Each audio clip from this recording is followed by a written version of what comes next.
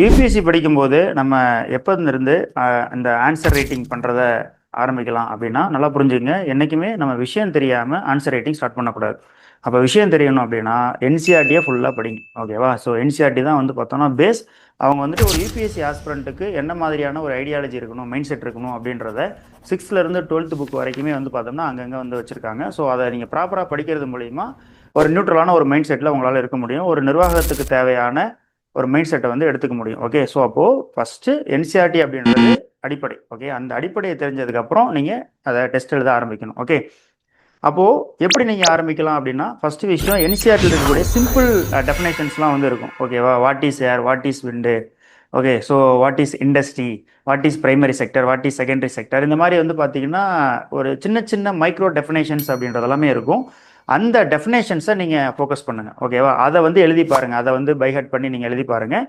அதுக்கப்புறம் வந்துட்டு அந்த புக்குக்கு பின்னாடி அந்தந்த சாப்டருக்கு பின்னாடி வந்து பார்த்தோம்னா எக்ஸசைஸ் அப்படின்னு சொல்லி கொடுத்துட்டு அதில் சின்ன சின்ன கேள்விகள் எல்லாமே கேட்டிருப்பாங்க. அந்த கேள்விகளுக்கு அந்த பாடங்களை படித்து புரிஞ்சதுக்கப்புறம் அதுக்கு வந்து ஆன்சர் வந்து எழுதி பாருங்கள். ஓகேவா?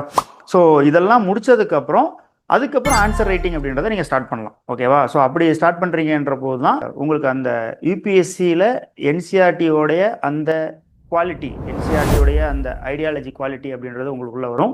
ஸோ ஸ்லோவாக வந்து பார்த்தீங்க அப்படின்னா கண்டென்ட்டை நீங்கள் இம்ப்ரூவ் பண்ணுவீங்க. தென் அந்த நேர மேலாண்மை, டைம் மேனேஜ்மெண்ட் அப்படின்றத நீங்கள் கொண்டு வர முடியும். ஓகேவா? நீங்கள் எவ்வளோ படித்தாலும் அந்த மெயின்ஸில் நீங்கள் எப்படி வந்து ப்ரெசென்ட் பண்ண போகிறீங்க அப்படின்றதுக்கு நிறைய விஷயங்களை படித்து அந்த குறுகிய நேரத்துக்குள்ளே எழுதி பார்க்கறதுக்கான அடிப்படை அப்படின்றது என்சிஆர்டிலேருந்து ஸ்டார்ட் ஆகும். ஓகேவா? ஸோ அதனால் நீங்கள் எழுத தான் எப்படி நம்ம சைக்கிள் ஓட்ட தான் வந்து பார்த்தோன்னா பேலன்ஸ் கிடைக்கும். ஒரு புது விஷயங்களை கற்றுக்கும் போது தான் நமக்கு அந்த விஷயத்தை பற்றின மாஸ்டரிங் ஸ்கில் வந்து வருமோ, அதே மாதிரி தான் நீங்கள் எழுத தான் அந்த ரைட்டிங் அப்படின்றது வரும். நீங்கள் நான் படிக்கிறேன், ஆனாலும் வந்து நான் எழுதி பார்க்கல, எனக்கு பயமாக இருக்குன்ற மாதிரி நீங்கள் பில்டப் இருக்கீங்க அப்படின்னா கடைசி வரைக்குமே அது அப்படியே போயிடும். ஸோ அதனால் வந்து பார்த்திங்கன்னா கொஞ்சம் கொஞ்சமாக இந்த ஸ்டெப்லேருந்து ஆரம்பிங்க. நம்ம அப்படி தானே ஆரம்பித்தோம். ஆல்பபெட்லேருந்து தானே நம்ம இங்கிலீஷ்லாம் படிக்க ஆரம்பித்தோம். அதே மாதிரி தான் எழுதுறதுக்கு அடிப்படை அப்படின்றது இந்த டெஃபினேஷன்லேருந்து போனீங்க அப்படின்ற பட்சத்தில் உங்களுக்கு அது ஈஸியாக இருக்கும். ஓகேவா?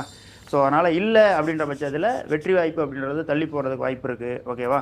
ஸோ அதனால் இந்த மாதிரி ரைட்டிங் அப்படின்றத இந்த மாதிரி ஸ்டார்ட் பண்ணுங்கள். ஸோ ஃபஸ்ட்டு விஷயங்களை தெரிஞ்சுக்கங்க. தட் இஸ் என்சிஆர்டியை வந்து நல்லா படித்ததுக்கப்புறம் ஆரம்பிங்க. ஓகே.